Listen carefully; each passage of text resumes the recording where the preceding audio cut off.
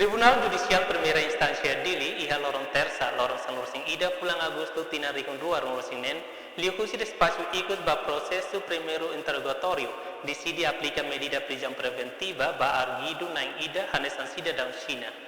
Arguido antisne envolve iha caso jogo scamming call center, tambane liukusi despacio tribunal nian aplica ba iha arguido medida coação ho osan rihun 205 no medida termo identidade residencia. Outir. Maibe arguido tenta halai sai husi território Timor li husi aeroporto, no ikos mai hetang capturação husi polícia científica investigação criminal e haloron sabdune. Depois arguido completa tia horas itun lurasen rua submete ba processo primeiro interrogatório iha tribunal. Iha tribunal juíza turno Ana Paula Fonseca ronatia arguido nia declaração no decidi tama ba iha faz alegação husi parte Ministério Público no defesa arguido nian.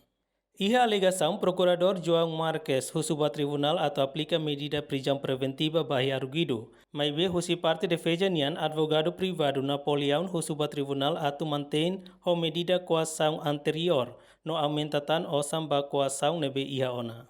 Ronatia alegação husi parte rua ikos mai juíza turno Ana Paula Fonseca decide aplica medida prisão preventiva bahi arguido atau assegura processo investigação nebe se lau hela. Terezinha de Deus, STL News.